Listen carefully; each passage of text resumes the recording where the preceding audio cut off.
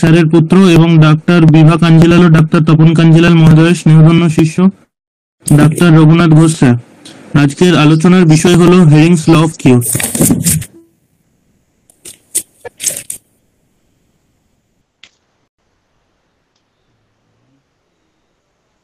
প্রথমে তোমাকে জানাই আমার অন্তরে অন্তরতম স্থল থেকে ভালোবাসা। এরকম একটা অনুষ্ঠান আলোচনা পরিচালনা করার জন্য হোমিও দর্পণ কেন্দ্রে উপস্থিত সকলকে আমার অভিনন্দন জানিয়ে আজকে মূল আলোচনায় চলে যাচ্ছে। এখন এই যে হিয়ারিং গার্ডিংস ল আমাদেরকে জানতেই হবে যদি আমরা পেশেন্টকে কিওর করতে চাই। এখন হিয়ারিং এর তো 3টে সূত্র 3 মিনিটে মনে রাখলেই তো হয়ে যেত, তাহলে কেন আজকে এইরকম একটা আলোচনা? তবে হোমিও দর্পণ কিন্তু এই 3টে আলোচনার মধ্যেই বেঁধে দিয়েছেন, তার বাইরে কিন্তু আমরা যেতে পারবো না। কারণ টপিকটা যেভাবে সিলেকশন হয়েছে খুবই ভালো, যে একটা বাঁধা ধরা গণ্ডির মধ্যে দিয়েই আমাদের চলতে হবে। হিয়ারিং হোমিওপ্যাথিক চিকিৎসা শাস্ত্রে একজন কথিত যশা চিকিৎসক এবং আমাদের কাছে অত্যন্ত শ্রদ্ধেয়। এখন law of direction of cure এগুলো কিন্তু অর্গানন অফ মেডিসিনে বিভিন্ন জায়গায় ছড়িয়ে ছিটিয়ে বলা আছে। তা সত্ত্বেও বলবো 200 এবং ক্রনিক ডিজিজে ছড়িয়ে ছিটিয়ে বলা আছে। তা সত্ত্বেও বলবো যে 253 থেকে 56 অ্যাফোরিজম যদি আমরা দেখি, সেখানে কিন্তু কিওর সম্পর্কে অনেক কথা বলা হয়েছে। তাহলে হ্যানিম্যান যদি বলেই গেলেন, আবার হিয়ারিং ল বলে পরিচিত হলো কেন? এখানে একটা প্রশ্ন থেকেই যায়। তিনি ওই ছড়িয়ে ছিটিয়ে থাকা আলোচনাগুলোকে এক জায়গায় করেছেন ঠিক কথা, কিন্তু কথাটা কি ল বললেন। তার মানে 3টে কথা যে হ্যানিম্যান হিয়ারিং বললেন, আমাদের কাছে তুলে ধরলেন, সেটা আমরা আসবো পরে ধীরে ধীরে। কিন্তু বিষয়টা হচ্ছে যে আরোগ্য জানতে গেলে আমাদের প্রথম কিন্তু রোগটা জানতে হবে। রোগটা কার হয়েছে এবং রোগটা নিশ্চয়ই রোগীর হয়েছে। তাহলে আমরা রোগীর মধ্যে কি দেখতে পাই না, একটা ডায়নামিক অদৃশ্য শক্তি কাজ করে, এবং সেখানে আরো একটা আমরা শক্তি দেখতে পাই, সেটাও কিন্তু ডায়নামিক্স। তাহলে ডায়নামিক্স যে অদৃশ্য শক্তি, এইটা প্রথম কাকে আঘাত করে? আমাদের ভাইটাল ফোর্সকে, জীবনী শক্তিকে। এবং এই জীবাণু শক্তি যখন ভাইটাল ফোর্স ডিরেঞ্জ অর্থাৎ পরাক্রান্ত হয়, তখন কিন্তু বিভিন্ন নামে রোগ আমরা দেখতে পাই। এই রোগটা কে সৃষ্টি করল, কোথা দিয়ে এলো, সেখানে কিন্তু অদৃশ্য শক্তির কথা বলা হচ্ছে। প্রসঙ্গক্রমে বলে রাখি, সরাই কিন্তু সকল রোগের মানে ভিলেনই বলা যায়। এই ভিলেনকে চিনতে গেলে আমাদের কিন্তু খুব ভালো করে রোগটাকে আগে জেনে নিতে হবে, যে কে সৃষ্টি করলো, কিভাবে সৃষ্টি করলো। আমরা কিন্তু যেটা দেখতে পাই রোগীর মধ্যে, কি দেখে বুঝি যে ভাইটাল ফোর্স অসুস্থ? ভাইটাল ফোর্স অসুস্থ তার লক্ষণ দিয়ে প্রকাশ করে, বা ভাইটাল ফোর্স আমাদের কাছে সাহায্য চায়। আমরা প্রথম দেখতে পাবো যে কতগুলো অস্বাভাবিক লক্ষণ। প্রথমে এই লক্ষণগুলো কিন্তু প্রচ্ছন্ন অবস্থায় থাকে। এবারে আমরা কি দেখব? আমরা তো ওই জায়গাটা বুঝতে পারছি না, ধরতে পারছি না। তাহলে আমাদের প্রথম যে প্রকাশটা হবে সেটা হচ্ছে তার ঘুম কমে যাবে, খিদে কমে যাবে, বিষণ্ণতা দেখা যাবে। অর্থাৎ ইমোশনাল লেভেলটা বা সেন্সেশনটা চেঞ্জ হয়ে যাবে প্রথম ভাইটাল ফোর্সে। তারপরে কি হবে? অর্গান বা অর্গানগুলো আক্রান্ত হবে। এই আক্রান্তরও একটা মানে সীমা আছে, মানে কিভাবে আক্রান্ত হবে সেটাও কিন্তু আমাদের জানা দরকার। প্রথম কম দামি যন্ত্র থেকে বেশি দামি যন্ত্রের দিকে কিন্তু রোগগুলো এগিয়ে যাবে। কিরকম? কম দামি যন্ত্র, বেশি দামি যন্ত্র, সবাই কিন্তু মূল্যবান যন্ত্র, সবাই গুরুত্বপূর্ণ আমাদের কাছে। লিভার যদি না থাকে তাহলে আমরা কেমন করে বাঁচবো? হার্ট যদি না থাকে তাহলে তো কোনো কথাই নেই। অর্থাৎ এখানে বলতে চেয়েছি যে লিভারটা যতটা প্রয়োজনীয়, যতটা মূল্যবান আমাদের কাছে, নিশ্চয়ই মূল্যবান, তার চেয়ে বেশি গুরুত্ব পাবে কিন্তু হার্ট, হৃৎপিণ্ড। এখন আমরা দেখছি, কি দেখছি না, ডায়নামিক প্যাথোলজি। এখান থেকে আমরা কি বুঝবো না, ডায়নামিক প্যাথোলজি ও অর্গানিক প্যাথোলজি পর্যন্ত সমস্ত লক্ষণগুলোকে আমরা নেব। এই লক্ষণগুলোকে আমরা টোটালিটি অফ সিমটমস বলি, এবং এই টোটালিটি অফ সিমটমস তাই কিন্তু রোগ। এর বাইরে কিন্তু রোগ হতে পারে না, হয়ও না। তাহলে আমরা এতক্ষণ পর্যন্ত রোগটা সম্পর্কে খুব সামান্য হলেও দেখে নিলাম। তাহলে আরোগ্য কি? রোগ যখন হয়েছে, রোগ পেয়েছি, আরোগ্য তো আমাদের দরকার। এই লক্ষণ সমস্ত স্থায়ীভাবে আমাদের বিনাশ করতে হবে। অর্থাৎ যে টোটালিটি অফ সিমটমস পেয়েছি, যদি আমরা সেইগুলোকে স্থায়ীভাবে ধ্বংস করতে পারি, নষ্ট করতে পারি, তাহলেই কিন্তু কিওর হবে। এগুলো আমরা যে টোটালিটি অফ সিমটমস করলাম, সেটা কিন্তু দেহ মনে সিমটমস নেই। তাহলে এই সিমটমস গুলো যদি চলে যায়, দেহ মনের কষ্টকর উপসর্গ গুলো, তাহলেই জানবো যে আমরা রোগীটাকে কিওর করতে পেরেছি। এটাকে কিন্তু জানতে হবে আমাদের আরো শাস্ত্রে, মানে চিকিৎসা শাস্ত্রে সমস্ত বিষয়গুলো কিন্তু জানতে হবে যদি আমরা রোগীটাকে প্রকৃতপক্ষে আরোগ্য করতে চাই। এবারে আমাদের কিন্তু এই মানে ডায়নামিক প্যাথোলজি, অর্গানিক প্যাথোলজি, এর মধ্যে কিন্তু একটা বর্ডার লাইন টেনে দেওয়া হয়েছে।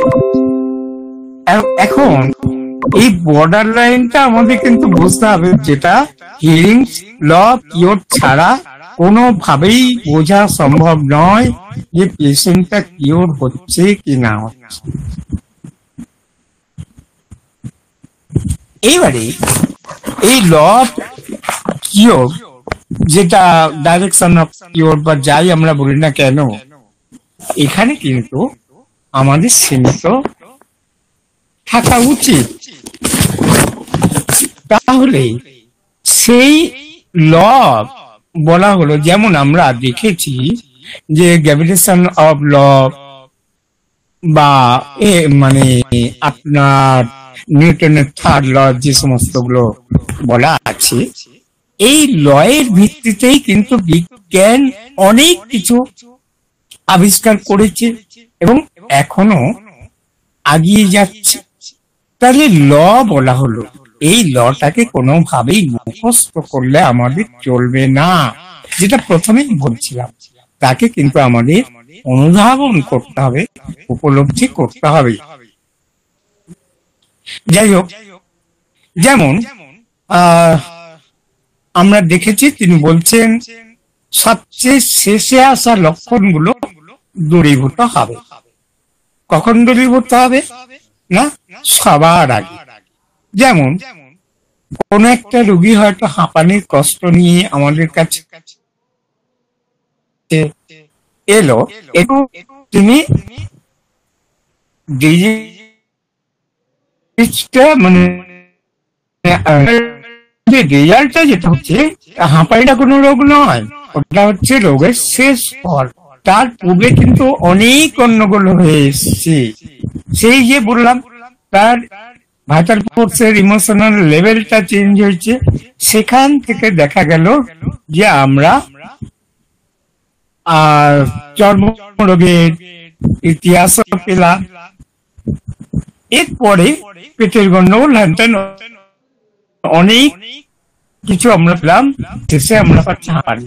তাহলে হাঁপানিটা কিন্তু আমাদের প্রথম চলে যাবে, যেহেতু ওটা শেষ পথ। তারপরে কিন্তু যে রোগগুলো পারম্পর্যিক ভাবে এসছিল, অনুসারে এসছিল, সেগুলো কিন্তু বিপরীত গতিতেই বা বিপরীত ক্রম অনুসারে আগিয়ে চলবে।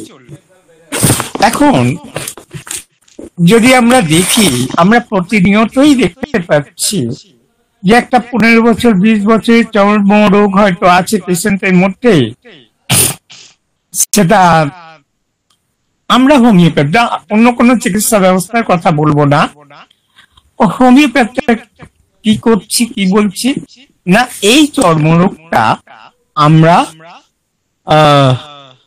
1 সপ্তাহ 10 দিন 15 দিন বা 1 মাসের মধ্যে সারিয়ে দিলাম।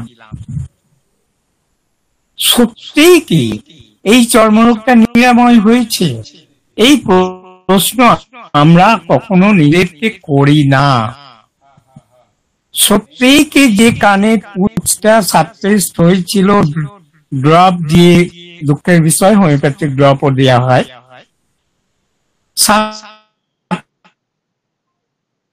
হয়েছিল, আমরা কিন্তু তা না করে কানের পুঁজটাকে নিয়ে মাতামাতি করি, সেখানে হয়তো কোনো অসুবিধা চাপা পড়ে,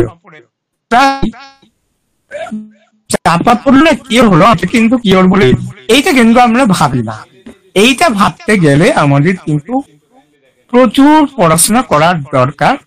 সস্তায় বাজিমাত করা যাবে না, হোমিওপ্যাথিতে কোনো জায়গা নেই। এবারে এই যে আরোগ্য নীতিটা এতক্ষণ পর্যন্ত যেগুলো বললাম, আমরা কি করি না, সিঁড়ির প্রথম ধাপ, দ্বিতীয় ধাপ, এইভাবে নিয়ে আর নামতে নামতে শেষ ধাপে গিয়ে কিন্তু আমরা পুরি শেষ ধাপে গিয়ে পৌঁছাই। রোগটাও কিন্তু ওইভাবে আস্তে আস্তে নেমে নেমে নিচের ধাপে পৌঁছেছে, অর্থাৎ তার কষ্টকর অবস্থাগুলো ওইভাবে পৌঁছেছে। আমাদের কি করতে হবে চিকিৎসকদের? যে আরোগ্যটা আমরা যদি মানে কিওর যদি করতে চাই পেশেন্টকে, তাহলে আমাদের কিন্তু শেষ ধাপ থেকে দেখা যাবে, অর্থাৎ যেটা আগেই বলে এলাম, যে হাঁপানি রোগীর যে উদাহরণটা দিলাম, শেষ ধাপ থেকে শুরু করতে হবে। প্রথম কি দেখবো আমরা, যে হাঁপানিটা ভালো হবে, তারপরে যে কষ্ট এসেছিল সেইটা শেষে গিয়ে দেখবো হয়তো চর্মরোগটা তার প্রথম কষ্টকর অবস্থা ছিল। তাহলে সেইখানে পৌঁছাবো, সেইখানে পৌঁছাবার পরে আমরা আস্তে আস্তে দেখবো সেই চর্মরোগটাও চলে গেল। কিন্তু এই কথাটা বলার উদ্দেশ্য হচ্ছে, সবচেয়ে দুঃখের বিষয় এই যে হাঁপানি ভালো হয়ে গেল, তারপরে হয়তো অন্য কোনো কষ্ট এলো, তখন একটা ওষুধ দিয়ে দিলাম। চর্মরোগ, আসলে রোগটা যে ক্রম পর্যায়ে অর্থাৎ বিপরীত গতিতে যে আগিয়ে যাচ্ছে, মানে ক্রম অনুসারে সেইখানে কিন্তু আমরা একটা একটা করে ওষুধ দিয়ে যাচ্ছি।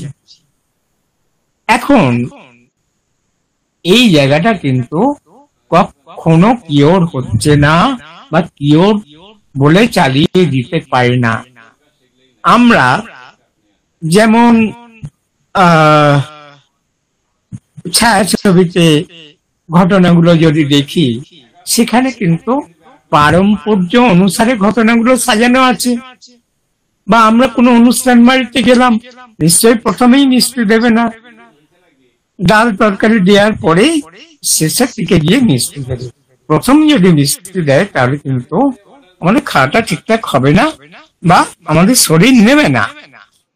এখানে বলবো যে আমরা প্রথম শেষের যে রোগটাকে দেখেছি, আবারও বললাম যে সেই রোগটা কিন্তু প্রথম চলে যাবে, এইটা যেন না আমরা ভুলি।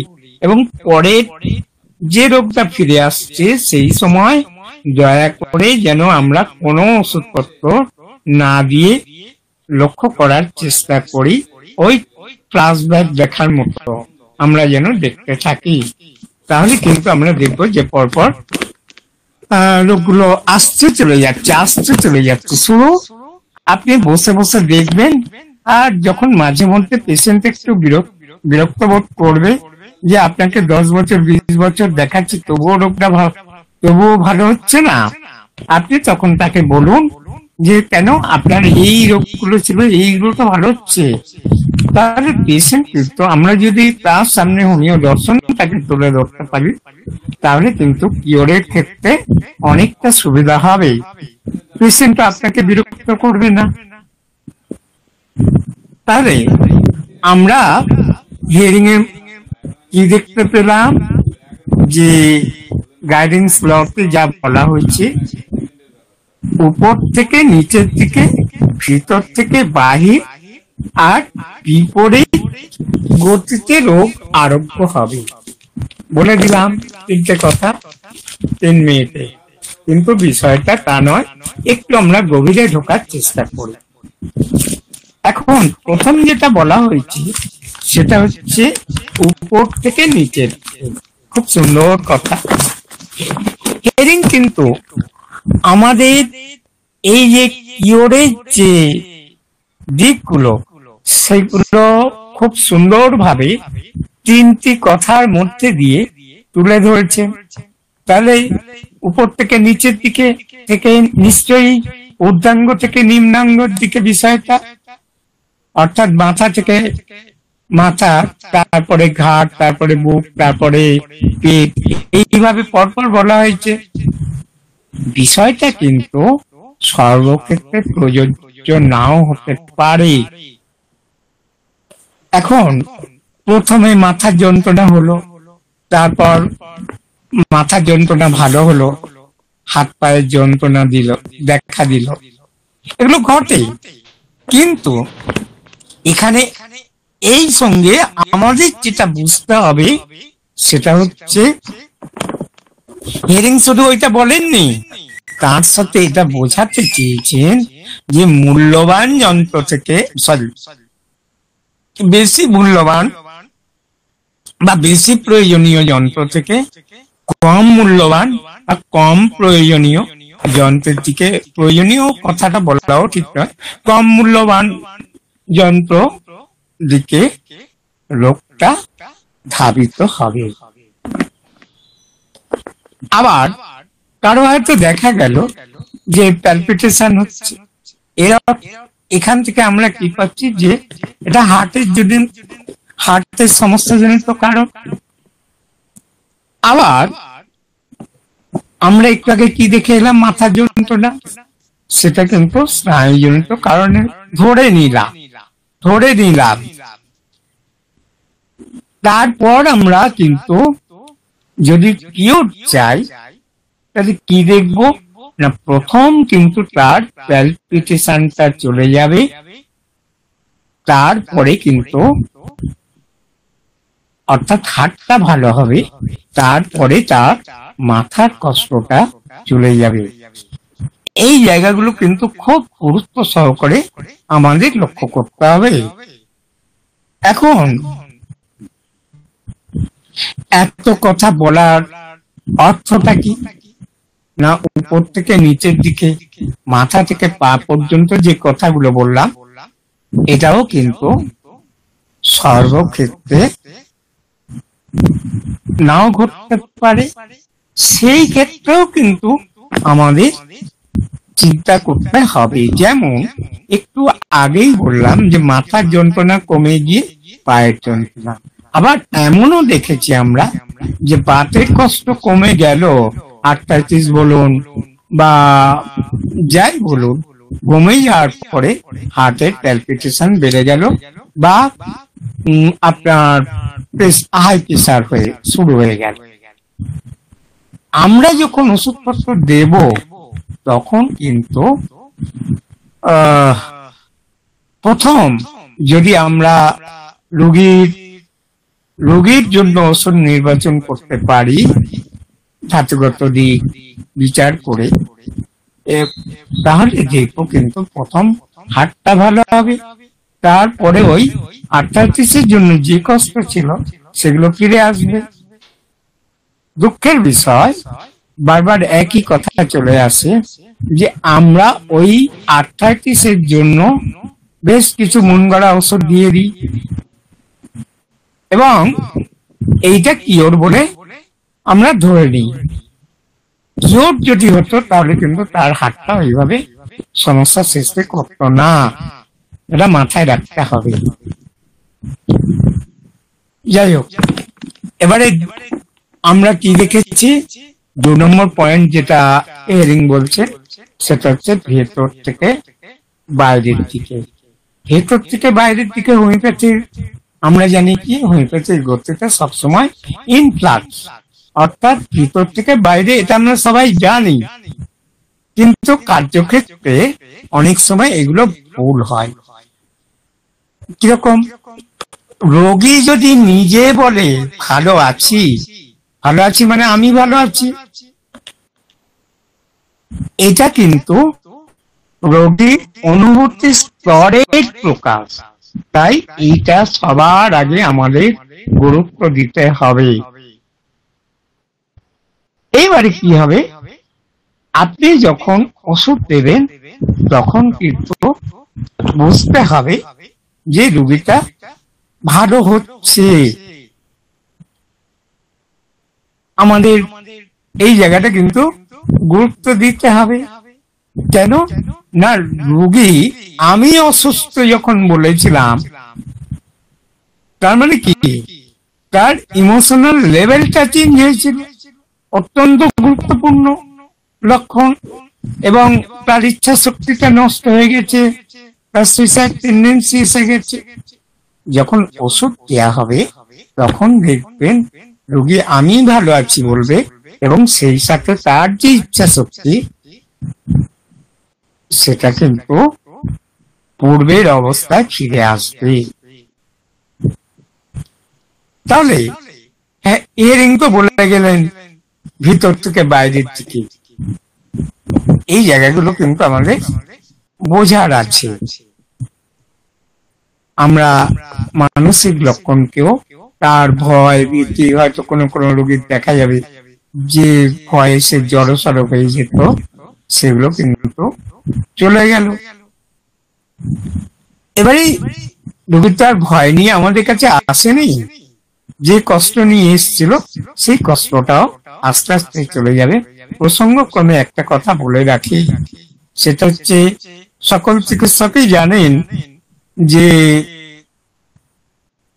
হোমিওপ্যাথিতে এসছিলাম এই যন্ত্রণা নিয়ে, কষ্ট নিয়ে শরীরে, কেন চিকিৎসক বাবু আমাকে ওই মানে মেন্টাল সাইড নিয়ে প্রশ্নপত্র করছেন? আমি কি তাহলে পাগল,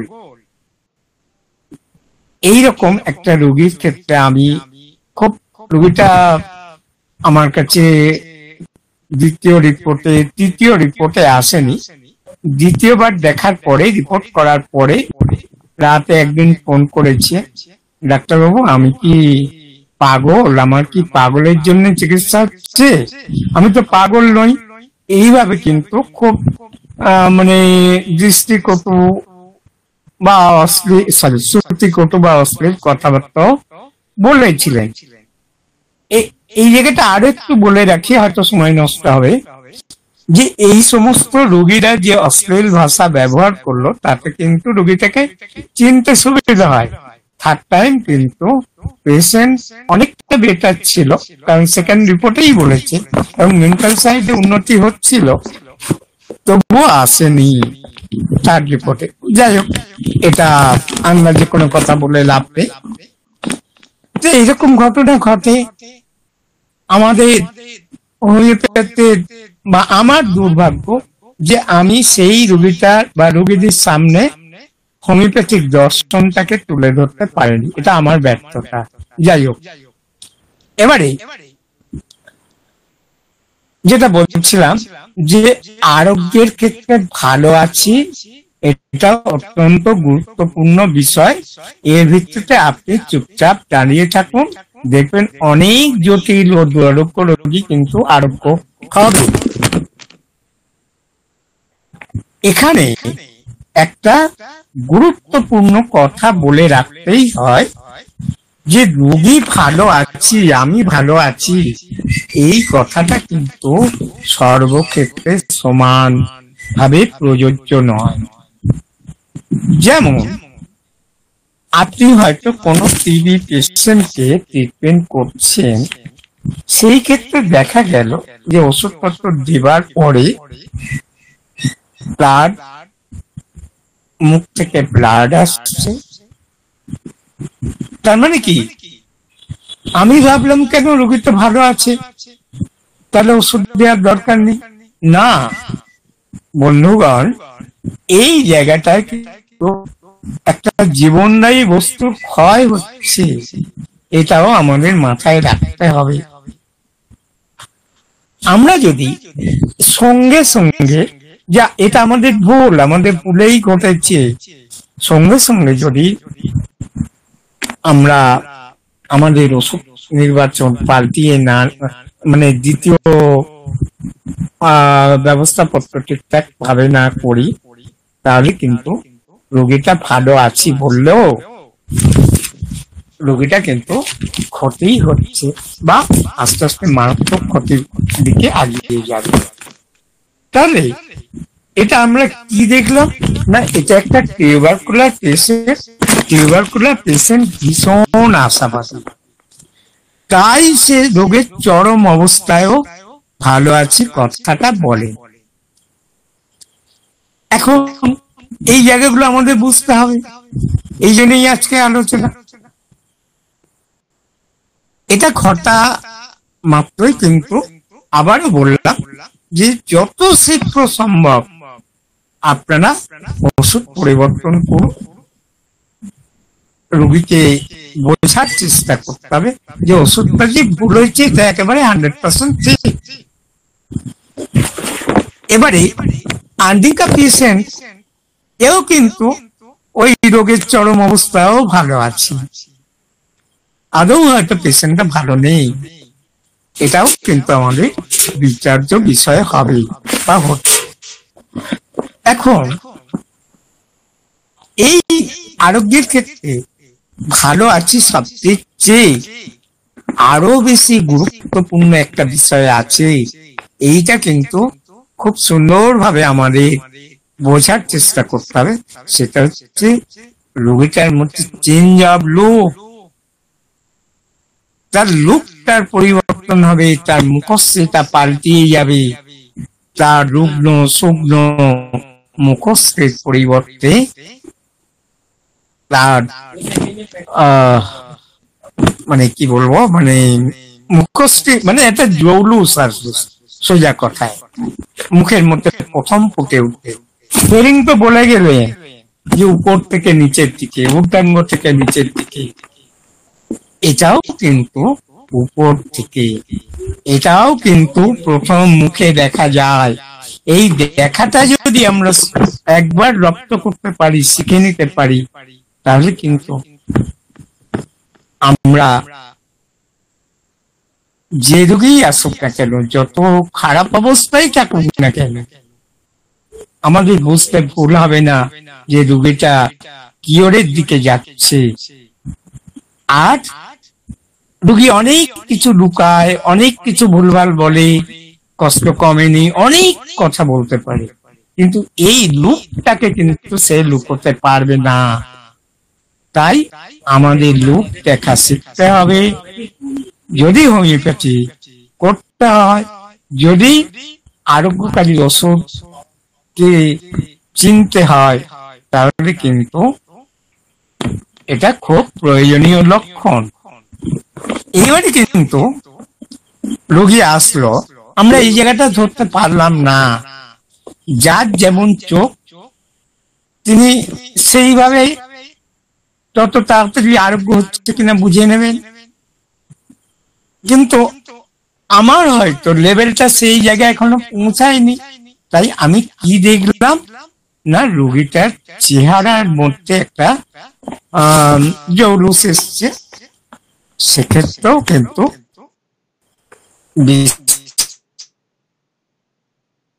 বিষয়টা গ্রহণযোগ্য। কষ্ট নিয়ে এসেছিল, সেটা হয়তো কমছে না, কিন্তু অপেক্ষা করুন, সে কষ্টটা কিছুদিন পরে চলে যাবে।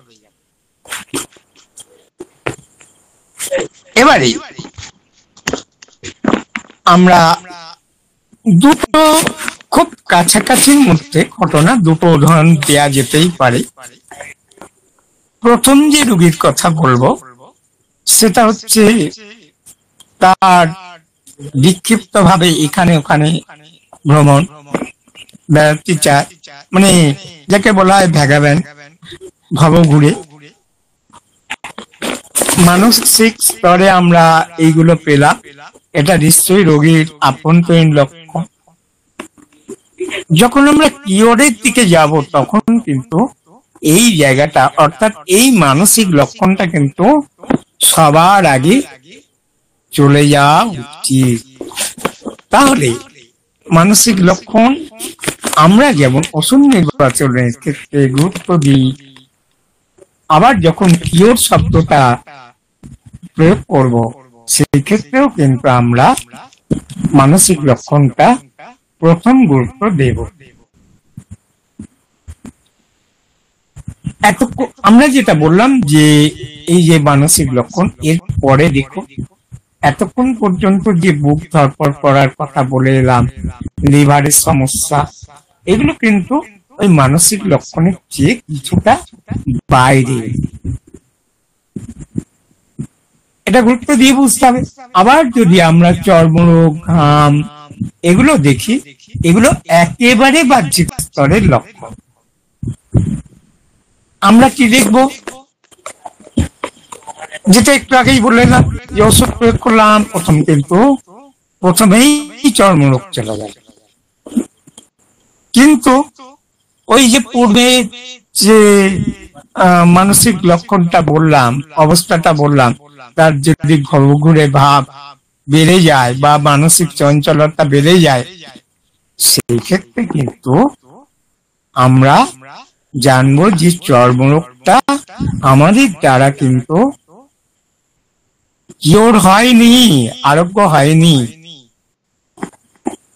এখানে আমাদের কাছে রোগী চর্মরোগের জন্য এসেছিল, ঠিক কথা, কিন্তু আমরা রোগীটাকে প্রকৃত যে আরোগ্য বোঝায়, সেই আরোগ্য দান থেকে বঞ্চিত করলাম।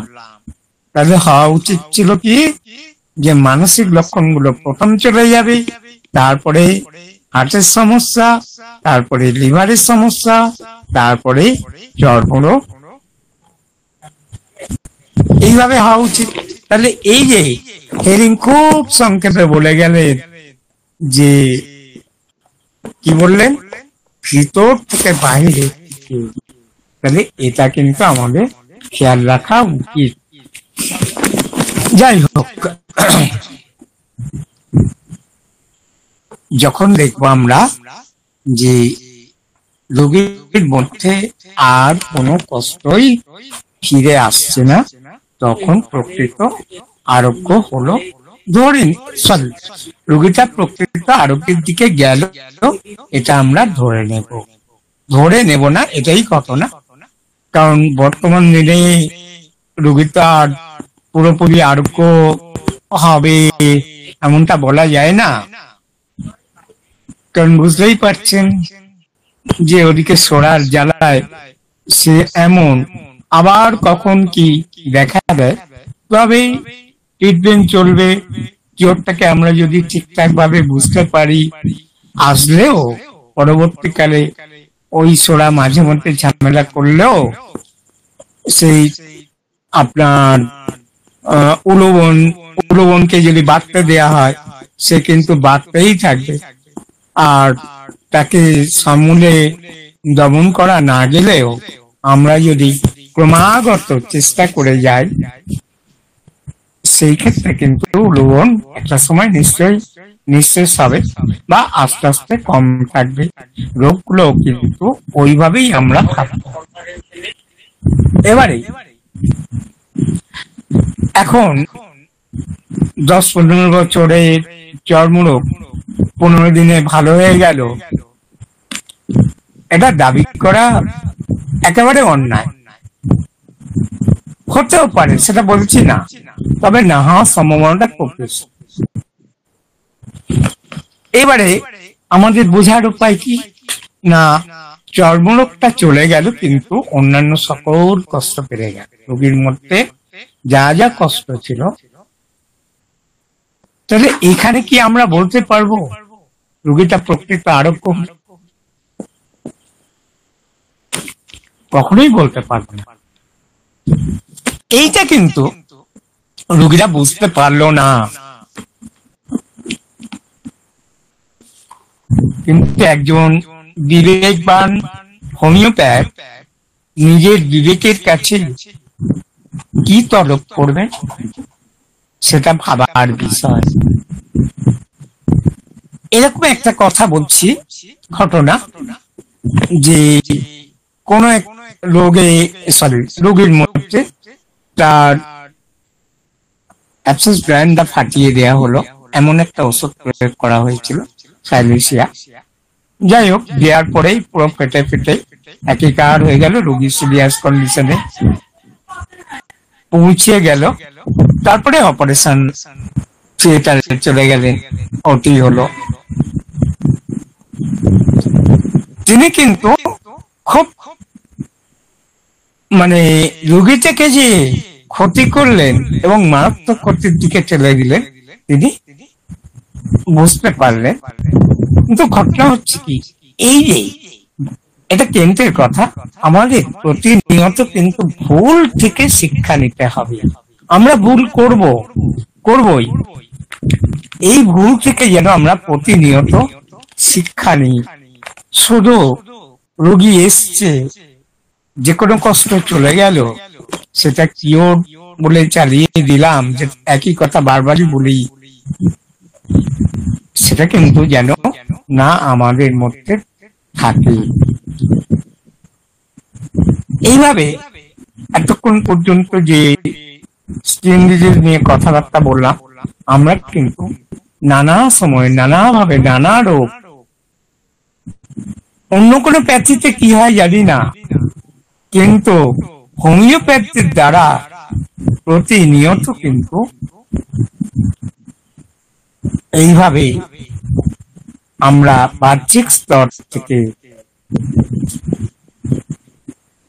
আমরা আভ্যন্তরীণ স্তরে পাঠিয়ে দিচ্ছি রোগগুলোকে। যেমন আজকে রোগীটা যে সামান্য ইনফ্লুয়েঞ্জা নিয়ে এসেছিল, এই যে ইনফ্লুয়েঞ্জা হলেই অ্যাকোনাইট, বায়োনিয়া, বেলেডোনা, যে যার মন গড়া মতো সব কয়েকটা দিয়ে গেলাম আমরা। কিন্তু এটা কখনো ভাবি না, যখন সেই রোগীটায় টিবি রোগ নিয়ে আমার কাছে এসছে, যে আজকের ওই টিবি রোগটা সৃষ্টির জন্য আমি দায়ী। কেন না, যেদিন ইনফ্লুয়েঞ্জাটা হয়েছিল সেদিন আমি তাকে আরোগ্য দান করতে পারিনি। যদি প্রকৃত আরোগ্য হতো ওই ইনফ্লুয়েঞ্জা, তাহলে আজকের এইরকম মারাত্মক রোগে বা ধ্বংসকারী রোগের সৃষ্টি হতো না। সেদিন হয়তো হওয়া উচিত ছিল টিউবারকুলিনাম বভিনাম, মাক্সল বা সিপিলিনাম, যে কোনো একটা হয়তো ওষুধকে ইন্ডিকেট করছিল, আমরা তা সময় মতো দিতে পারিনি। তাহলে এটা আমাদের কিওরের ক্ষেত্রে ব্যর্থতা। আজকের যে রোগীটা ক্যান্সার সৃষ্টি হলো, দেখা যাবে ইতিহাস নিয়ে তার পিছনে কিন্তু হয়তো অর্শরোগটা চাপা পড়ে গিয়েছিল। তাহলে আমরা কি ওই অর্শরোগ নিয়েই আমাদের কাছে এসেছিল, আমরা কি ওই রোগীটাকে প্রকৃত আরোগ্যের দিকে নিয়ে যেতে পেরেছিলাম? না। কি করেছি আমরা? তার পরিবর্তে রোগটা আরো ধ্বংসাত্মক গতিতে আগিয়ে যাওয়ার দিকে ঠেলে দিয়েছি। এইবারে লাস্ট যে কথাটা, সেটা হচ্ছে হেরিং এর তৃতীয় যে কথাটা, সত্যটা, সেটা হচ্ছে ক্রম অনুসরণ করে, যেটা আগে বলে এসেছি, বিপরীত গতিতে সবসময় রোগটা আরোগ্য হয়। আমরা যদি উদাহরণ দিই, যে আমরা বলতেই পারি কোন একটা রোগীতে 1 বছর বয়সে হয়তো কানের পুঁজ দেখা দিয়েছে, আমাদের দ্বারা বা অন্য কোনো চিকিৎসা পদ্ধতিতে অ্যান্টিবায়োটিক দ্বারা হয়তো সেই কানের পুঁজটা সাপ্রেস হয়েছে, চাপা পড়েছে। 2 বছর বয়সে কি হলো? তার পেটের গন্ডগোল দেখা গেল। 5 বছর বয়সে কি হলো? তার তীব্র মাথার যন্ত্রণা শুরু হলো। 7 বছর বয়সে আমরা কি দেখলাম? তার লিভারের সমস্যা। এখানে কিন্তু আমরা কি দেখতে পেয়েছি? রোগটা কিন্তু ক্রমগতিক, হয়তো আমাদের কাছেই চিকিৎসিত রোগী, আমাদের দ্বারা সেই ছোট্ট থেকেই হয়তো আমাদের দ্বারা চিকিৎসিত হচ্ছে। আমরা কিন্তু আজকে রোগের পিকচারটা এই জায়গায় নিয়ে এসেছি। এবারে হোমিওপ্যাথির আরো পড়াশোনা, আরো যখন আমাদের অভিজ্ঞতা বাড়লো, তখন আমরা কি দেখলাম? না, এই লিভারের সমস্যাটা কিন্তু আজকে যে এই 15 বছর বয়স হলো, আমরাই সৃষ্টি করেছি। আমরা যখন ওষুধপত্র দেব, তখন দেখা যাবে প্রথম লিভারটা ভালো হলো, তারপরে কি হলো? তীব্র মাথার যন্ত্রণা দেখা দিল। তারপর আমরা কি দেখতে পেলাম? যে তার যে পেটের গন্ডগোল সেটা ফিরে এসছে। শেষে গিয়ে আমরা দেখলাম কানের পুঁজটাও ফিরে এসছে। এই জায়গাটা বেশিরভাগ ক্ষেত্রে একটা রেমেডিতেই কিন্তু কিওর হয়। বর্তমান দিনে জটিলতার যুগে আমরা হয়তো একটা ওষুধে কিওর করতে পারছি না, সেই ক্ষেত্রে আরো কয়েকটা ওষুধের প্রয়োজন পড়ছে। তবে কিওরের নীতি আমরা যদি ফলো করি, তাহলে কিন্তু আমরা চুপচাপ দাঁড়িয়ে থাকবো, দেখবো যে ওটা ক্রম অনুসরণ করছে না অন্য ওষুধের সাহায্য চাইছে, ভাইটাল ফোর্স, সেটা বুঝে নিতে পারবো। এই যে দেখার চোখ তৈরি করতে হবে, যে লক্ষণগুলো আসা যাওয়া আনাগোনা কেমন করে হবে, কোন গতিতে হবে, যদি ধৈর্য ধরে অপেক্ষা করি, বুঝতে পারি, তাহলে কিন্তু রোগী আমাদের সাথে কিওর হওয়ার সম্ভাবনাটা অনেক বেশি বেড়ে যায়। আর নচেত কিওর হবে না, ক্রমাগত প্যালিয়েশন হবে, সাপ্রেশন হবে, সেটাকেই আমরা কিওর বলবো। ধন্যবাদ, এইটুকুই বললাম।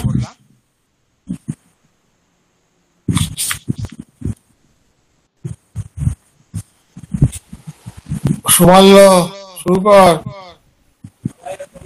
কথা বলো, কথা বন্ধ করো।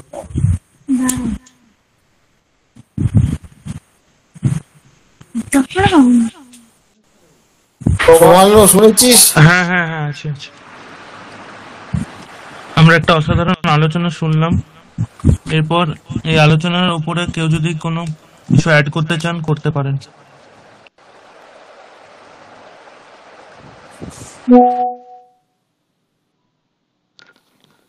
আমি তাহলে একটু অ্যাড করি।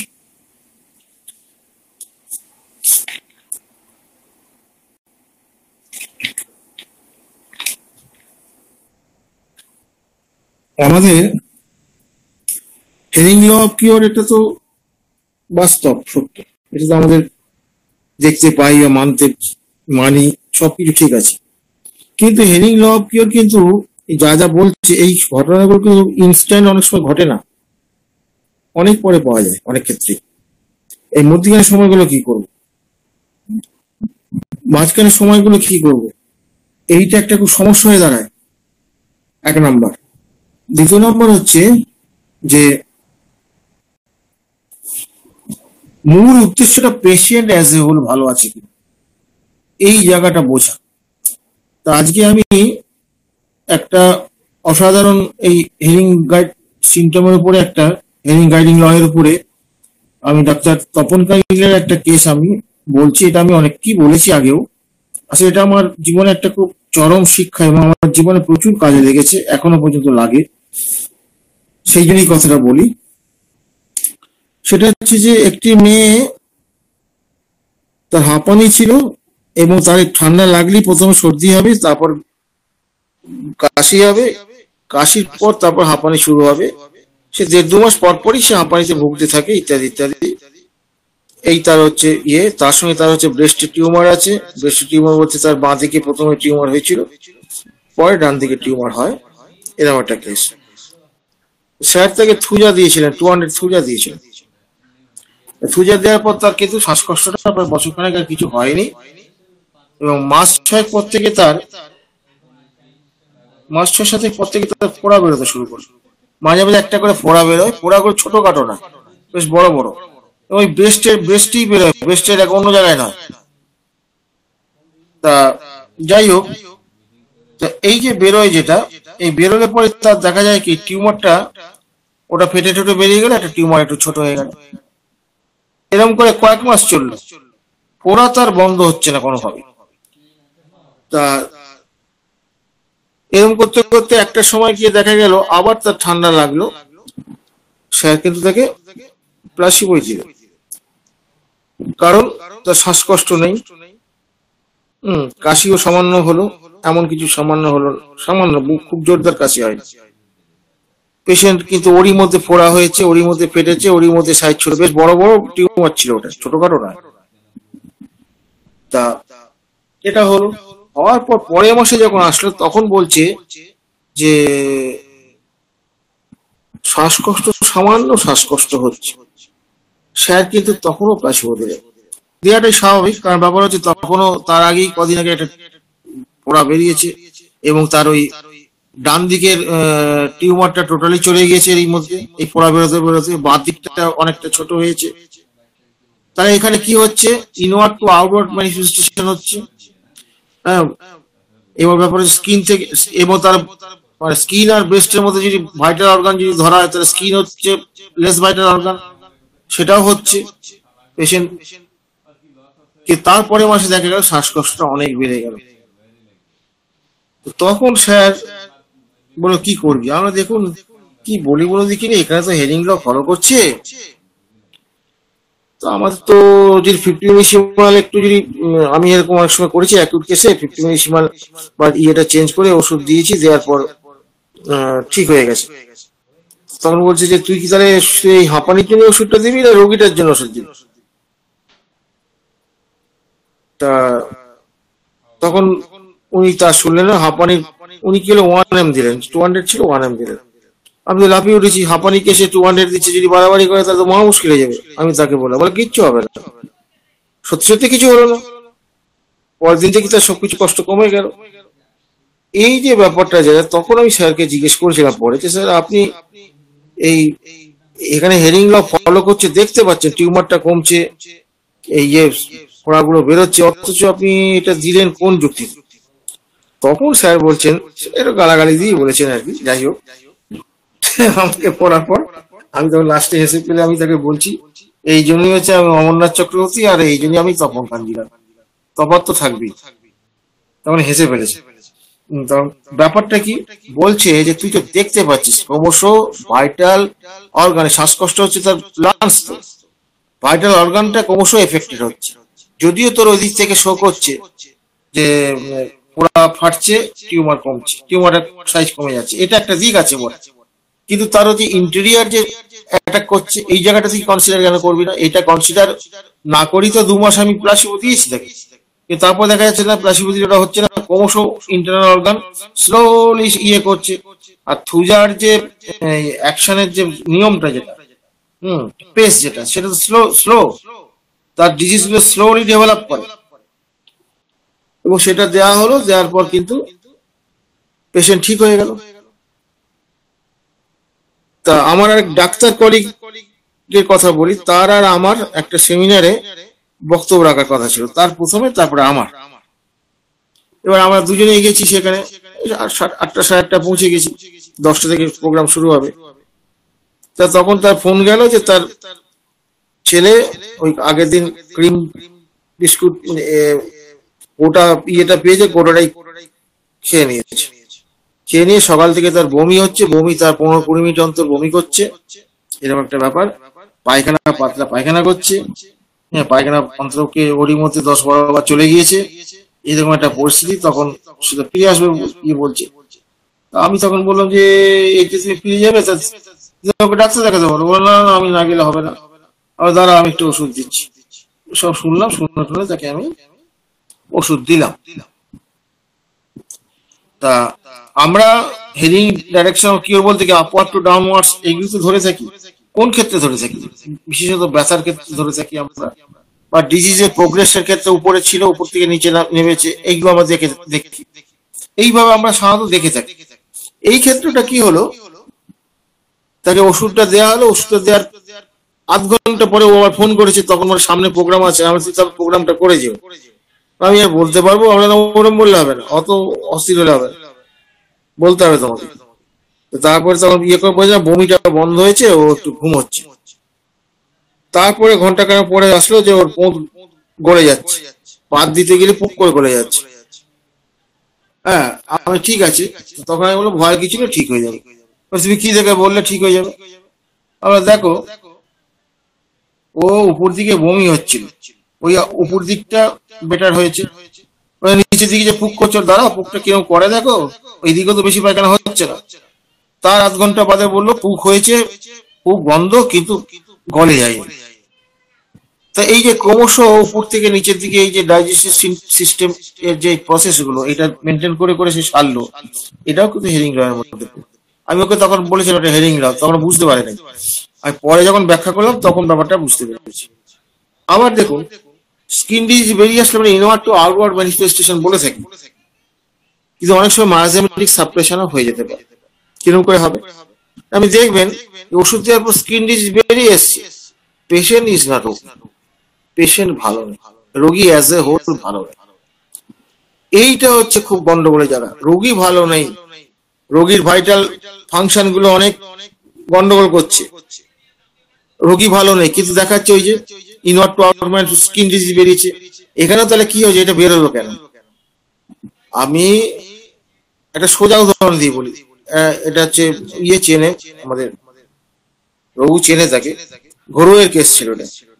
ও তো ভয় পেয়ে গেছে, ও একটা পেশেন্টকে ওই মেডোরিনাম দিয়েছিল।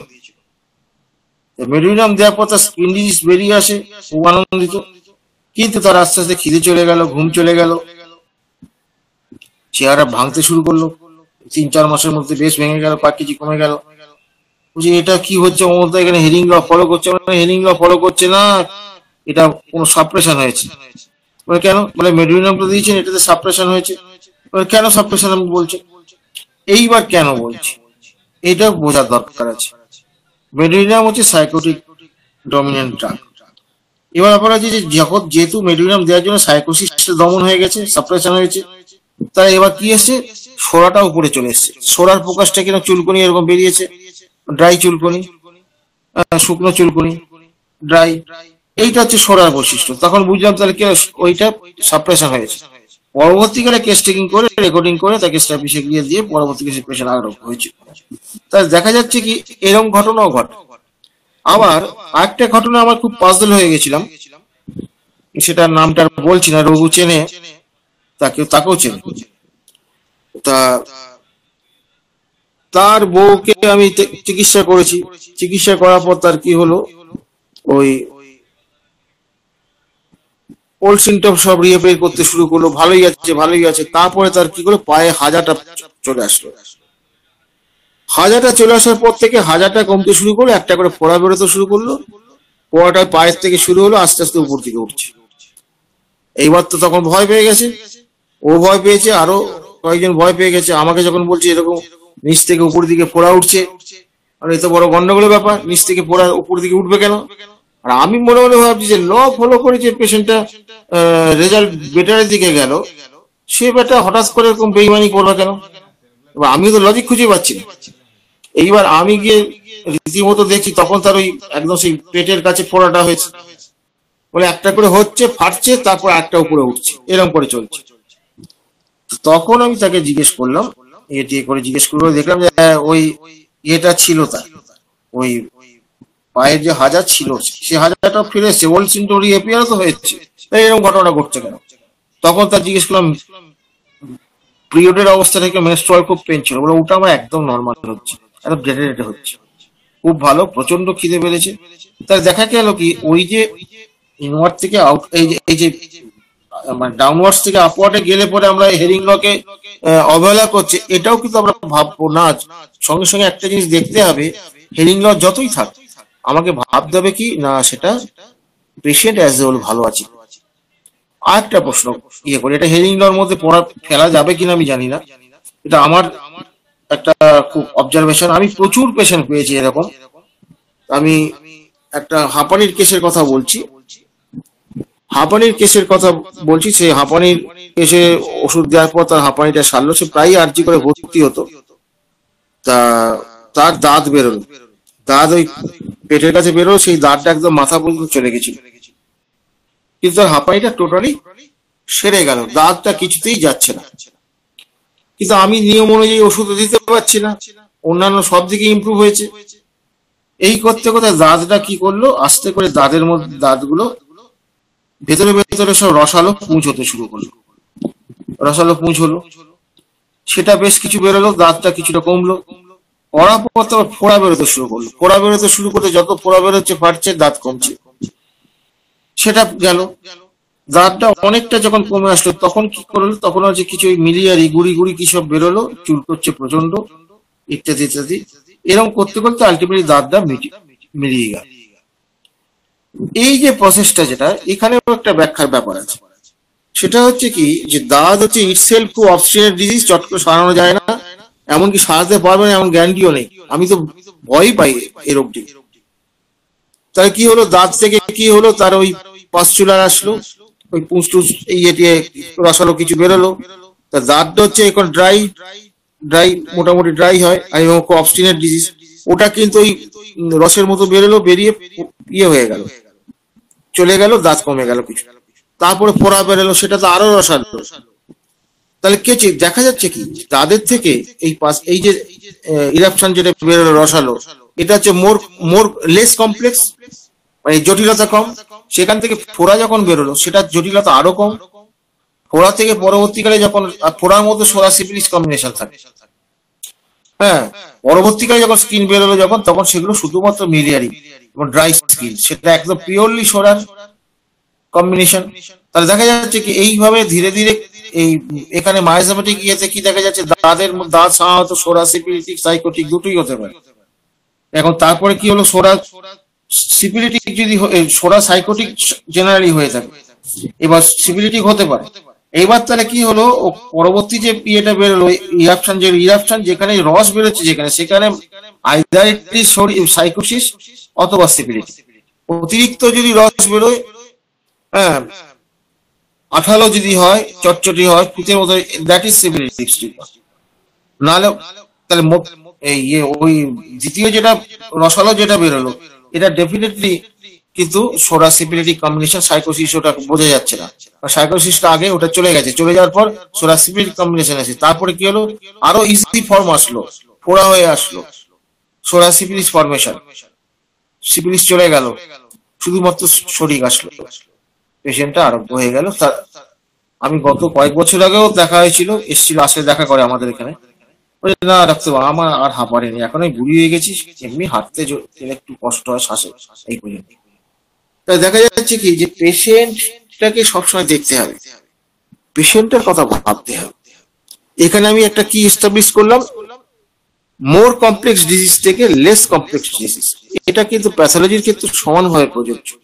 তো আজকে অনেক রাত হয়ে গেছে, আমি আর বলতে চাই না, এইটুকু আমি শুধু সংযোজন করলাম।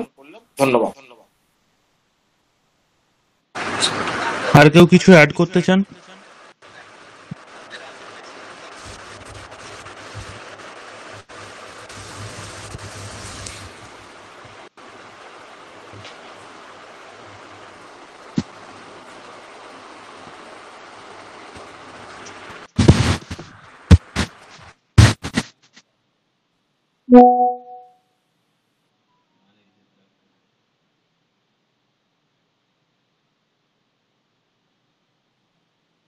যদি কেউ অ্যাড না করে তাহলে হ্যালো।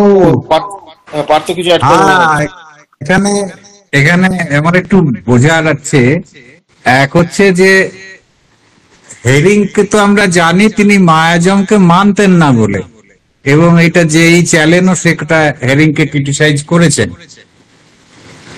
কিন্তু এই কর্নিক ডিজিজের এই যে ডাইরেকশন অফ হেরিং এর ল, তাহলে হেরিং এটা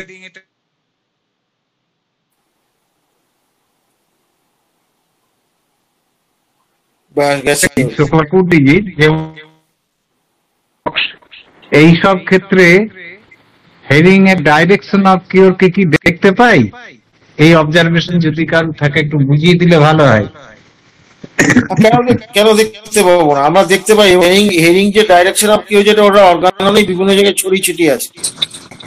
নতুন কথা কিছু বলেন নাই হেরিং, ওটাকে ব্যাখ্যা করেছে।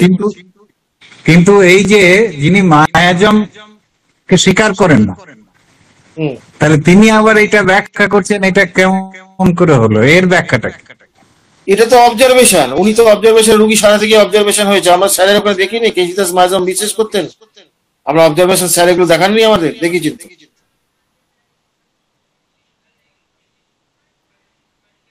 আমরা দেখেছি এগুলো। এটা শুধু অবজারভেশন, এই অবজারভেশনটা তখন তো তাহলে মায়াজম তত্ত্বটাই তো প্রমাণিত হয়, তাই না? অথচ হেরিংকে তো আমরা জানি তিনি মায়াজম মানতেন না। একটা এই মিজিলস যখন হচ্ছে আমরা কিভাবে দেখি, তাহলে যখন ডাইরেকশন অফ কিওরে ওইরকম ভাবে কি সেটা ওই যে এই কথা জড়িয়ে যাচ্ছে, এত নিটে গন্ডগোল।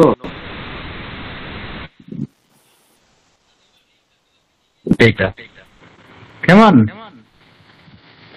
তাহলে স্যার শুনতেই পাইনি, ছিল না। আমি বলছি এই মিজিলস এর ক্ষেত্রে, হ্যাঁ হ্যাঁ, মিজিলস যেটা মানে অ্যাকিউট মায়োজমেটিক যে ডিজিজ, যেটা অ্যাকিউট মায়োজমেটিক ডিজিজ তো মিজিলস, রাইট? তাহলে এই মিজিলস যখন তার শুরু হচ্ছে, তা কেমন করে শুরু হয়, তার গতিটা কেমন থাকে, এবং যখন সেটা আরোগ্য হচ্ছে সেখানে ওই যেটা প্রথম থেকে শুরু হলো দিয়ে শেষে গিয়ে যে মিজিলসের র্যাশ গুলো যে বার হলো, তারপরে মিজিলস যখন চলে গেল, তার র্যাশ গুলো চলে গেল, তার ফিভার চলে গেল, তার ওই সমস্ত কোরাইজা ফোরাইজা সব চলে গেল। তো তাহলে এইবার ডাইরেকশন অফ কিওর এটা কেমন করে দেখছি আমরা, ডাইরেকশন অফ কিওরটাকে ফলো করছে কেমন করে, এই অবজারভেশনটা তো আমি দেখতে পাচ্ছি না।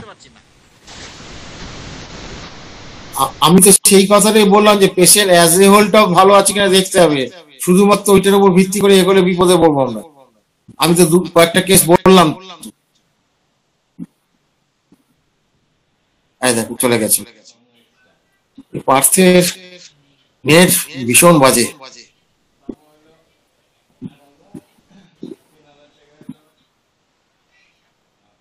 আচ্ছা, সমস্যা পড়ে গেল তো।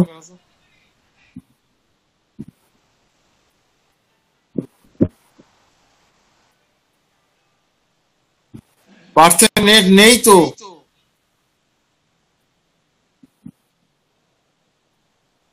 এবার তাহলে কি আমরা আর ওয়েট করবো না, বন্ধ করে দেবো? অনেক রাত হয়েছে তো।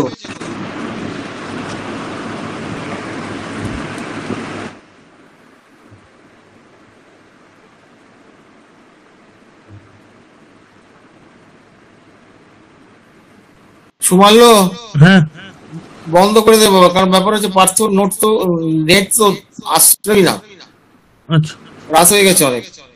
বেশ। আজকের আলোচনা তাহলে এখানে সমাপ্ত হলো। সকলকে শুভরাত্রি জানাই। সবাইকে শুভরাত্রি জানিয়ে আমরা সবাই বিদায় নিচ্ছি। সোমবার তোর নেটই ছিল না পার্থ, তোর নেটই ছিল না, এই মাত্র আসলো নেট তোর, যার জন্য আমরা ক্লোজ করে দিছি, অনেক রাত হয়েছে বলে।